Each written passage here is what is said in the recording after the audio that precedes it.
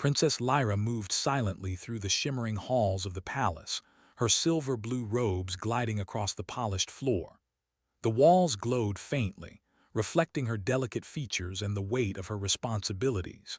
Being a princess had always meant maintaining control over her words, her gestures, even her emotions. But today, all that control felt fragile, like glass on the edge of breaking. She had seen him again, the human, not on an official mission, not summoned by her council, but there he was in the palace gardens, moving with a confidence that both unnerved and intrigued her. Commander Elias, the human envoy, had a strange way of existing in her world without fear, as if the vast differences between their species did not matter. His presence made her heart pound, a sensation she was not accustomed to. She forced herself to smile politely, but her lips trembled ever so slightly. She turned her gaze to the crystalline dome overhead, where stars shimmered like scattered diamonds, and whispered to herself, "Stay calm." But even the endless sky could not steady the storm inside her. Lyra tried to focus on the duties waiting for her, the endless reports, the meetings with advisors, the decisions that could shape her empire. Yet every corner of her mind was drawn back to him. She remembered the way he had looked at her the first time they met, not with fear or reverence, but with curiosity, warmth, and something she could not name. His eyes had a human honesty that made her want to hide and confess at the same time. She shook her head, trying to banish the thought. "You are a princess. You cannot feel this way. You cannot let him see you falter." Despite her efforts, her nervousness showed in small ways. Her fingers brushed against the edge of a console and lingered. Her voice had an unfamiliar hesitancy, and her gaze darted too often to the garden where she knew he waited. She caught glimpses of him, and each time, a strange warmth spread through her chest, making it difficult to breathe normally. Her advisors noticed the distraction, though none understood the reason behind it. They exchanged puzzled glances, whispering quietly, wondering why their composed princess appeared so unsettled. Lyra retreated to her private balcony, seeking the comfort of the cool night air and the vast city lights below. She leaned on the railing, her fingers gripping the metal too tightly, and allowed herself a moment to breathe freely. The palace gardens shimmered in the distance, and there he stood, gazing at the constellations with that calm, unguarded expression. The human seemed impossible to read, yet he had awakened something in her, a strange mixture of fear, excitement, and longing. Her mind replayed their brief encounters, the way he had helped a wounded soldier without hesitation, the way he laughed quietly at a joke she did not understand, the way he had looked at her as if she were not just a princess to be admired from afar, but a person. That single, unassuming look had shattered layers of careful control she had built over her life. Why does he have this effect on me? She wondered, almost in disbelief.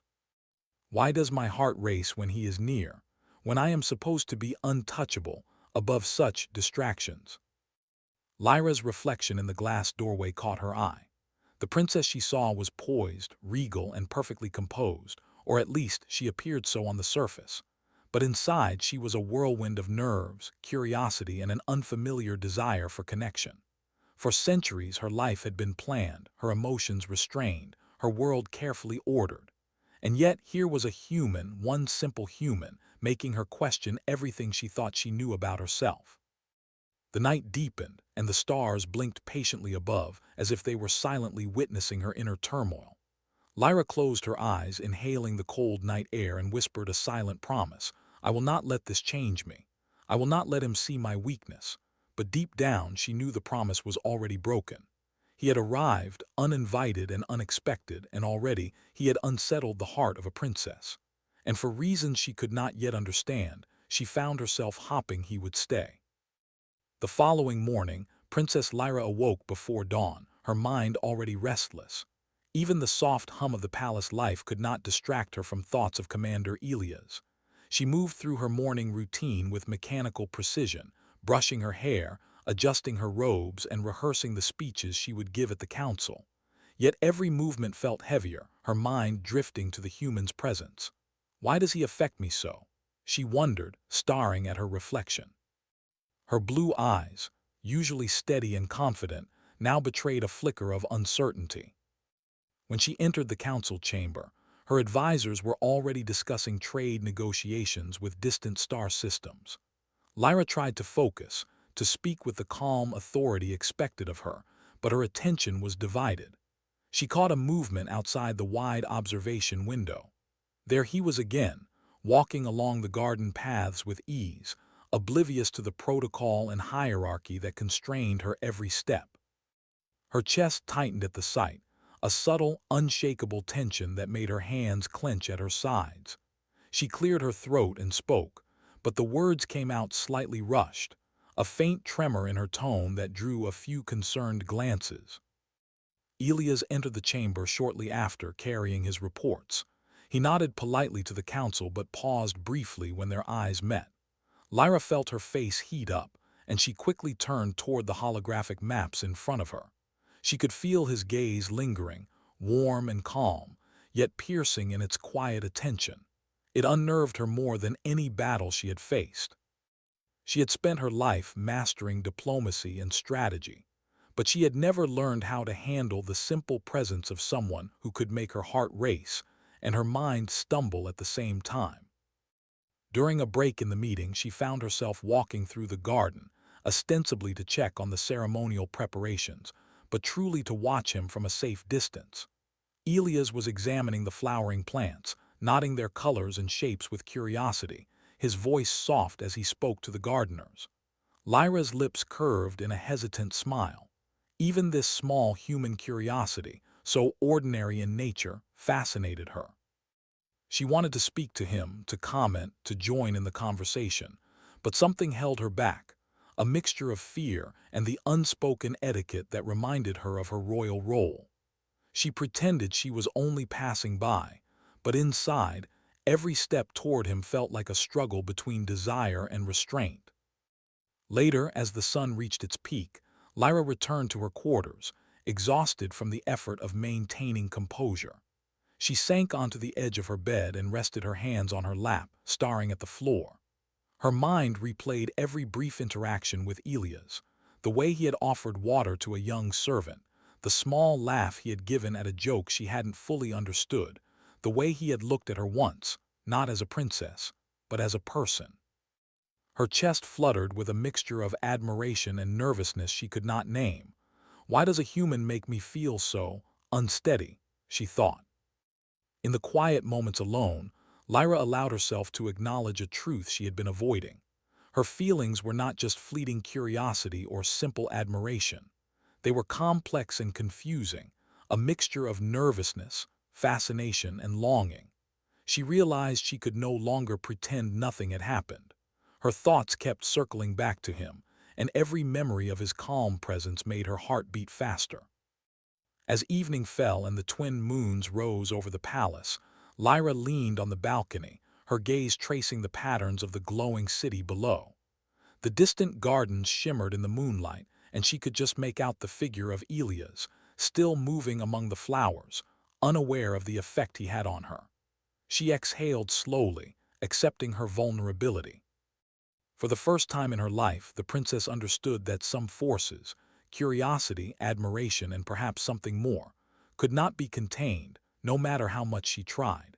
And though she tried to appear composed, she knew that with him, she would never be the same again. The peaceful morning was shattered by a sudden alarm that echoed through the palace. Red warning lights flashed along the corridors, painting the walls in harsh streaks. Princess Lyra's heart raced, not with nervousness this time, but with sharp, immediate fear. A rogue faction had breached the outer defenses. Her advisors scrambled, shouting orders, but Lyra barely heard them. Her attention was fixed on one thing: Elias. The human moved with a surprising grace for someone who was supposed to be an envoy.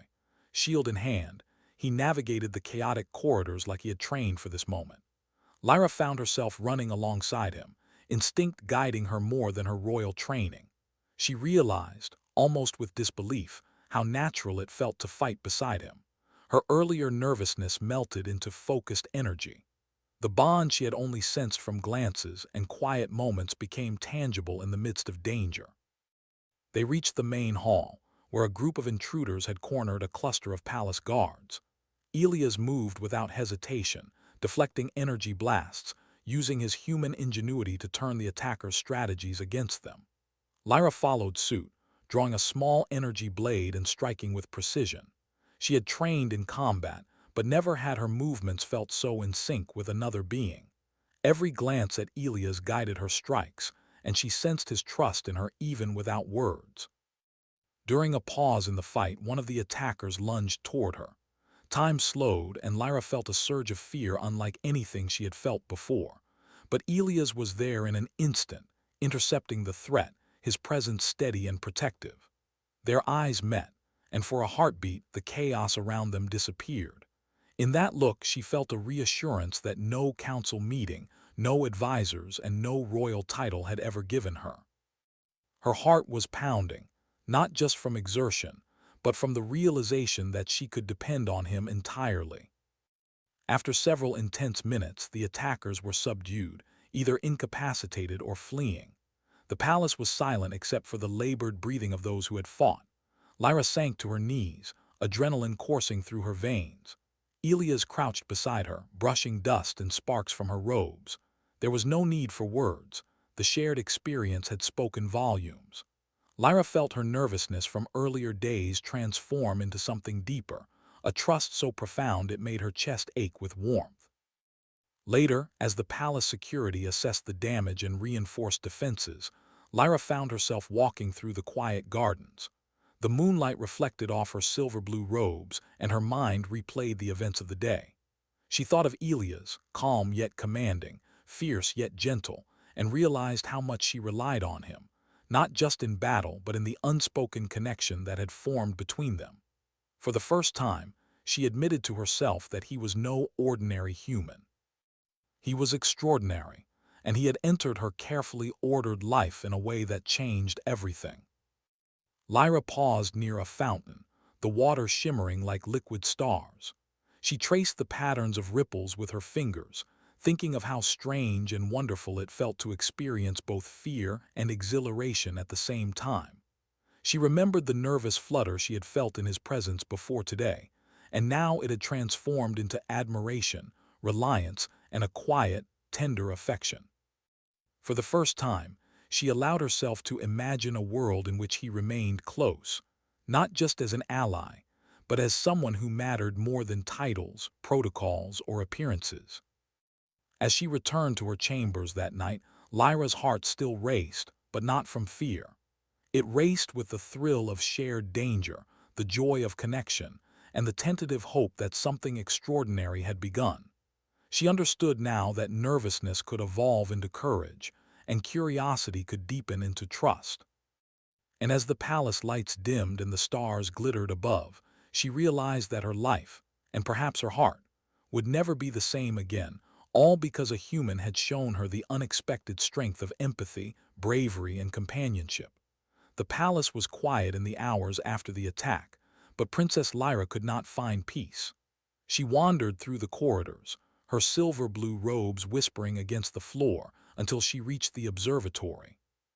The room was vast, with glass walls revealing the endless expanse of stars. There, standing in the soft glow of the twin moons, was Elias. He was silent, gazing at a nebula that glimmered like molten silver in the darkness. Lyra hesitated at the entrance, unsure whether to speak or retreat. Her chest felt tight and her fingers trembled slightly, a reminder that she was still human, or at least still vulnerable despite her royal training.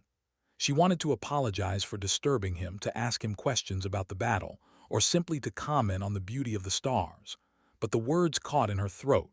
Instead, she watched him quietly, feeling a strange pull toward his calm presence. Elias turned his head slightly and smiled when he noticed her. It was a small gesture, yet it sent a ripple through her chest. He did not speak immediately, giving her the space to approach at her own pace.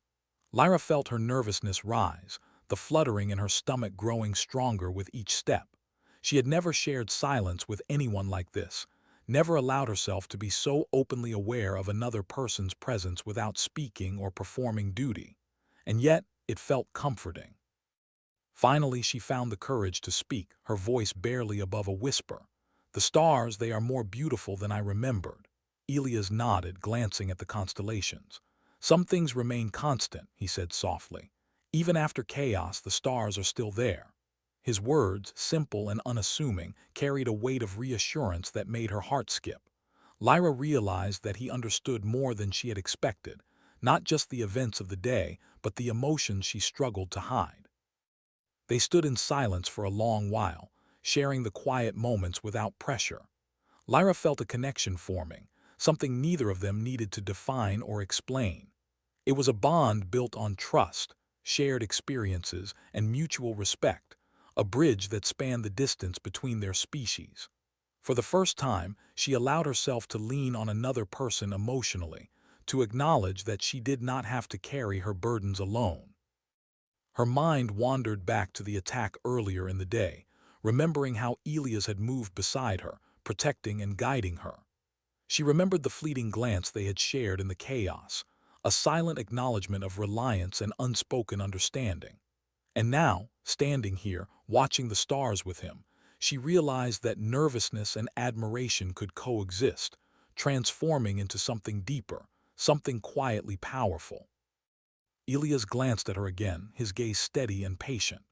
"You did well today," he said, and Lyra felt a warmth spread through her chest.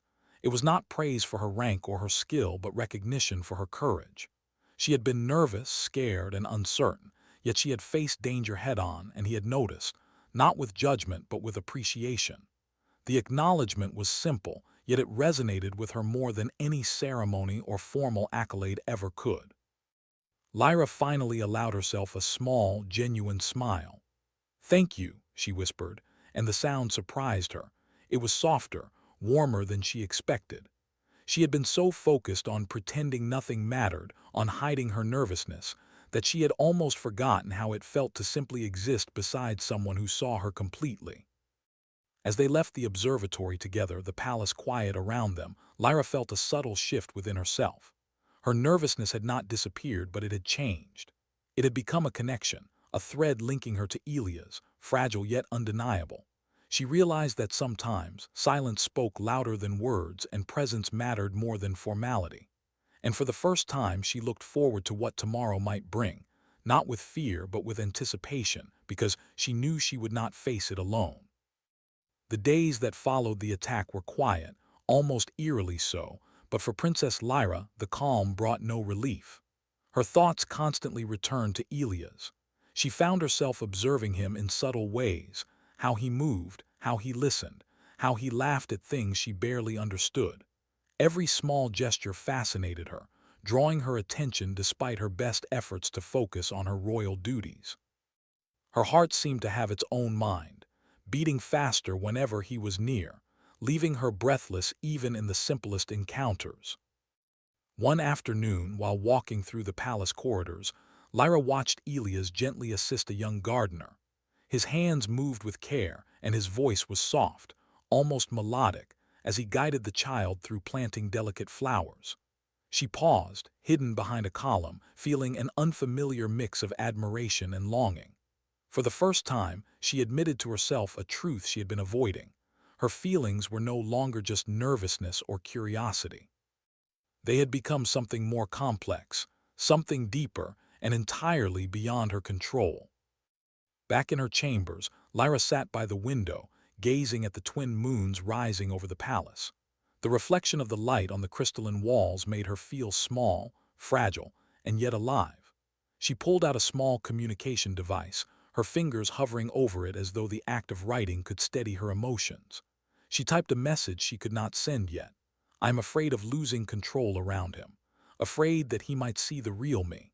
Afraid that I might not be able to hide how much he affects me."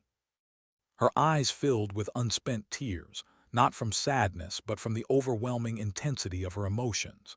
She had spent her life as a princess, trained to appear untouchable, to make decisions without hesitation, to mask vulnerability. And now one human had breached the walls she had built around herself. She felt exposed, yet not in danger, vulnerable, yet safe.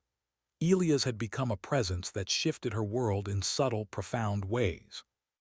Later that evening, Lyra found herself wandering through the gardens again, drawn to the soft glow of the flowering plants and the gentle hum of the night air. Elias was there, sitting near the fountain, quietly observing the reflection of the moons on the water. He looked up as she approached, his expression open and calm but not prying. She hesitated, her heart thudding in her chest. How do I even begin to explain what I feel, she thought. Yet in the silence there was comfort. She didn't need to speak. His understanding was already present in the way he simply allowed her to exist beside him. Lyra sat near him on the smooth stone edge of the fountain. The water rippled under the moonlight, and the night was still, except for the soft sound of distant wings of palace birds.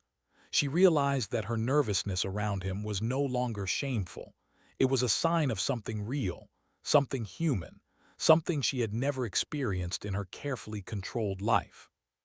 She dared to lean slightly closer, feeling the warmth of his presence without touching, allowing herself to exist in the quiet bond that had formed between them. She began, then stopped, unsure if she should continue. The words felt heavy and fragile. Elias tilted his head slightly, encouraging her without forcing. She took a deep breath, steadying herself. I don't understand why you make me feel this way, she confessed softly. Her voice trembled, but it carried honesty, the kind she rarely allowed anyone to hear. Elias reached out and gently rested his hand on hers, not intrusive but grounding. Lyra, he said, you don't have to understand everything. It's enough that you feel it, and I feel it too. The simplicity of his words made her chest tight. In that moment, the princess understood something profound. She did not need to pretend anymore. She could allow herself to feel, to be nervous, to be alive, and he would see her fully, without judgment or expectation. For the first time, Lyra smiled freely, without hesitation or restraint. Her heart was still fluttering, still nervous, but it was filled with something more powerful: hope, trust, and the quiet knowledge that this human had changed her world forever. The palace was alive with tension once again. A visiting alien diplomat known for his arrogance and sharp tongue had openly insulted the humans during the morning assembly.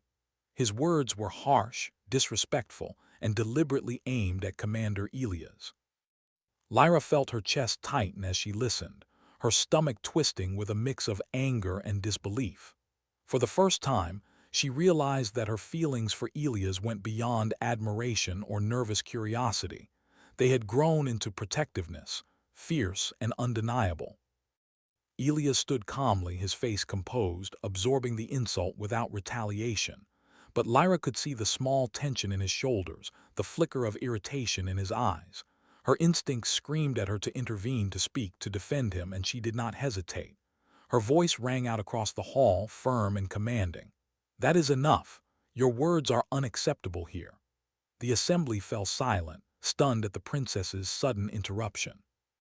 Lyra felt her own pulse racing, not from fear this time, but from the raw intensity of emotions she could no longer contain. The diplomat sneered, clearly unaccustomed to being challenged, especially by a princess. "And what do you know of humans, princess?" he spat. Lyra's eyes blazed with determination. "I know enough to recognize courage, integrity, and honor when I see it, qualities that you clearly lack." The words left her lips effortlessly, guided by her conviction rather than protocol. She noticed Elias watching her quietly, a small, approving smile tugging at the corner of his mouth. The knowledge that he understood, that he did not judge her, made her chest swell with a warmth she had never felt in her royal life. After the confrontation, Lyra and Elias retreated to the palace gardens, seeking calm among the glowing plants and soft moonlight. Her heart was still racing, and she could feel her cheeks warm from both exertion and the emotional release. She realized that this moment, this defense of someone she cared about, had stripped away the last layer of her carefully constructed control. She was no longer merely a princess performing duty. She was Lyra, a person with feelings she could no longer hide. Elias approached her slowly, his presence reassuring and grounding. "You were incredible," he said softly. His words were not praise for her rank or power, but for her courage, her honesty, and her willingness to act on her feelings. Lyra felt her heart flutter, a mix of nervousness and exhilaration she could no longer deny. She had spent her life masking emotions, but with him, every thought, every heartbeat felt alive, raw, and real. I couldn't stand by and let him speak like that, she admitted, her voice trembling slightly. Not about you, not about anyone who earns respect through their actions. Her gaze met his, and in that look she conveyed all the nervousness, admiration, and affection she had struggled to hide. She realized with a quiet astonishment that vulnerability did not make her weak, it made her human, and it allowed connection to grow. Elias took her hand gently, their fingers intertwining naturally. "Lyra," he whispered, "you don't have to pretend with me. You don't have to hide your feelings or your fears. I see you, all of you, and it doesn't make you less, it makes you extraordinary." Her chest tightened, and she let out a breath she had been holding for days, perhaps weeks. For the first time, she allowed herself to accept that her nervousness, her curiosity, and her growing affection for him were not burdens to bear. They were the beginnings of something beautiful. As the twin moons reflected in the fountain nearby, Lyra felt a profound shift within her. The nervousness that had haunted her earlier encounters had transformed into courage and openness. She had acted on her feelings, spoken her mind, and allowed herself to be seen. And for the first time, she truly believed that she could face whatever came next, not alone but with Elias by her side. The bond they shared was no longer unspoken. It had become real, tender, and unbreakable. The palace gardens glowed softly under the twin moons, petals shimmering like liquid light in the gentle breeze. Princess Lyra walked slowly along the cobblestone paths, her silver-blue robes flowing behind her. Her heart felt full, steady yet tender, a rhythm she had only begun to understand. Beside her walked Elias, his presence calm and unwavering, his hand brushing lightly against hers as if to remind her silently that she was no longer alone in this vast, complex world. The events of the past days played vividly in her mind. The attack that had shown her the fragility of life, the moments of silent connection, the confrontation that had forced her to speak her truth. Every memory carried the weight of nervousness, fear, and exhilaration, but also the unmistakable warmth of trust. Lyra realized that she had been guarding her heart for so long, never allowing anyone close, yet now she felt the strange comfort of letting someone see her fully, without walls or pretenses. They reached the fountain at the center of the gardens, its water reflecting the moons and the distant stars. Lyra stopped, watching the ripples spread across the surface, and Elias stood quietly beside her. Words were unnecessary at that moment. The silence itself spoke of shared experiences, of battles fought together, and of feelings neither had fully named but both understood. The nervousness that had once tied her chest in knots had softened into a quiet excitement, a tenderness that made her pulse faster in the gentlest way. "Lyra," Elias said softly, breaking the silence, "you don't have to hide anymore, not from me, not from yourself." His gaze held hers, steady and warm, a reminder that vulnerability could be met with care rather than judgment. She felt tears prick the corners of her eyes, not of sadness, but of relief and recognition. For centuries, she had believed that strength meant appearing perfect, untouchable, and unflinching. But strength, she realized now, also meant allowing oneself to feel, to connect, and to trust. Lyra took a deep breath, letting the night air fill her lungs. "I was so afraid," she whispered, "afraid that showing my feelings would make me weak, but now I feel stronger than ever." Her voice trembled slightly, yet carried conviction. She reached for his hand, intertwining their fingers with a quiet certainty she had never known she could possess. "I want you to stay," she admitted, her words barely audible but charged with meaning. Elias smiled, a gentle, reassuring expression that made her chest warm. "I'm not going anywhere," he said. "I'm here, and I'll be here as long as you want me by your side." The simplicity of his words, the steadfastness in his presence, allowed her to release the final shreds of fear she had held onto. In that moment, the princess understood a truth she had long: connection, empathy, and courage could exist alongside duty, and they could change her world in ways she had never imagined. The moonlight glimmered on the rippling fountain as they stood together, hand in hand, the gentle sounds of the palace night around them. Lyra felt a sense of quiet exhilaration, a mixture of nervous energy and profound peace. She had faced fear, admitted her feelings, and allowed herself to be seen. And in doing so, she had discovered something more extraordinary than any throne or title: the power of human courage, kindness, and the simple, transformative strength of companionship. Finally, she tilted her head slightly, her silver-blue robes brushing against the stones, and smiled up at Elias. "I never imagined feeling like this," she confessed, her voice light with warmth. "But I think this is how life is meant to feel." Elias squeezed her hand gently, returning the smile. "Then let's see it together," he replied. And in the glow of twin moons, surrounded by the soft hum of palace life, the princess and the human took their first steps into a new chapter, one full of trust, hope, and the quiet, undeniable joy of being seen, understood, and never alone. The galaxy stretched endlessly above them, but in that moment, Lyra knew that no matter how vast the universe, the strongest force was not power or royalty. It was connection, and she had found it in the most unexpected of places. A human who had taught her that even a princess could feel, truly feel, and still be strong.